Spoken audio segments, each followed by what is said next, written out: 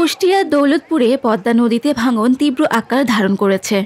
বন্যার পানি কমার সঙ্গে সঙ্গে পদ্মা নদী যেন আশেপাশের এলাকাকে গিলে খেতে চাইছে।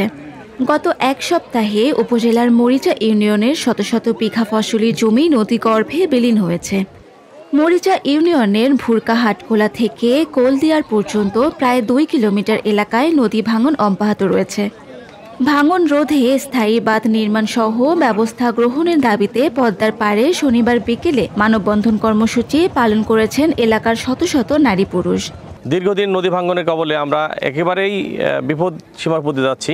আমরা বারবার মানববন্ধন করেছি, বিভিন্নভাবে সরকারের অধীনস্থ হয়েছি, কিন্তু কোনো সাড়া পাইনি। আমরা চাচ্ছি যে এখানে একটা স্থায়ীভাবে বাঁধ নির্মাণ করা হোক। আমাদের এই পদ্মা নদীতে আমাদের ভাঙ্গি আমাদের একটা সব শেষ হয়ে গেছে। আমরা প্রতি বছরই মানববন্ধন করি, আমাদের কোনোই কাজ হয় না। ভাঙতে ভাঙতে আমাদের জায়গা জমে শেষ, আমাদের আবাদ করি খাওয়ার মতো কোনো রকম জায়গা আর না থাকছে না। ভাঙন কবলিত এলাকা ঘুরে দেখা গেছে রাজশাহী কুষ্টিয়ার মাঝ দিয়ে বয়ে চলা পদ্মা নদী 2 সপ্তাহ আগেও প্লাবিত ছিল। কয়েকদিন সেসব এলাকায় বন্যার পানি থই থই করছিল। এখন পানি থেমে যাওয়ার সঙ্গে সঙ্গে সেসব এলাকায় তীব্র নদী ভাঙন দেখা দিয়েছে। গত কয়েকদিনে শত বিঘা জমি নদীর ভাঙনে বিলীন হয়েছে। মরিচা ইউনিয়নের কোলদিয়ার থেকে ভেড়ামারা উপজেলার জুনিয়াদহ পর্যন্ত বিস্তীর্ণ এলাকা ভাঙনের মুখে পড়েছে। নদী থেকে প্রায় 500 মিটার দূরে রায়েটা মহিষকুণ্ডী বাঁধ ভাঙার কবলে পড়লে পুরো উপজেলা প্লাবিত হওয়ার আশঙ্কা রয়েছে। এছাড়াও ভারত থেকে আসা 500 মেগাওয়াট বিদ্যুৎ সঞ্চালন লাইনও যে কোনো সময় নদীগর্ভে বিলীন হওয়ার আশঙ্কা দেখা দিয়েছে।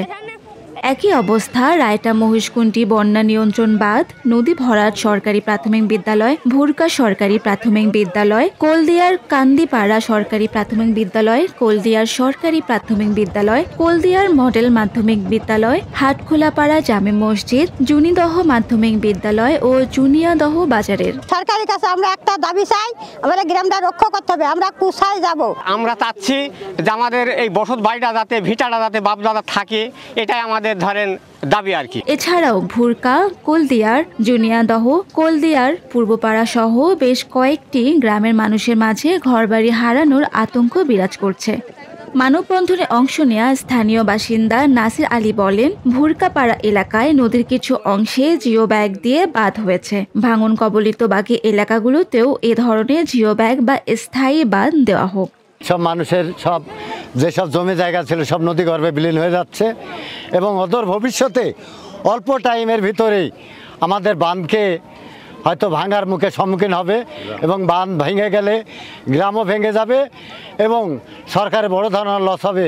কুষ্টিয়া পানি উন্নয়ন বোর্ডের নির্বাহী প্রকৌশলী রাশিদুর রহমান বলেন, ভাঙন রোধে স্থায়ী ও অস্থায়ী 2 ধরনের পদক্ষেপ নেওয়ার জন্য প্রস্তাব তৈরি করে সংশ্লিষ্ট মন্ত্রণালয়ে পাঠানো হয়েছে। মন্ত্রণালয়ের সিদ্ধান্ত অনুযায়ী পরবর্তী ব্যবস্থা গ্রহণ করা হবে।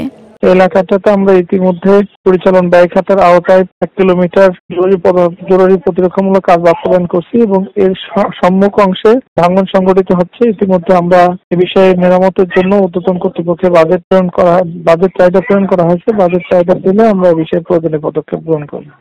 এদিকে শনিবার বিকেল 5টার দিকে নদী ভাঙন রোধে প্রয়োজনীয় ব্যবস্থা গ্রহণের দাবিতে স্থানীয় কোলদিয়ার নদী পাড়ে মানববন্ধন করেছেন। এ সময় তারা অভিযোগ করেন, কোলদিয়ার হাটখোলা পাড়া থেকে রায়টা পর্যন্ত বিস্তীর্ণ এলাকা নদীগর্ভে বিলীন হচ্ছে, কিন্তু সংশ্লিষ্ট কর্তৃপক্ষ এ বিষয়ে নির্বিকার।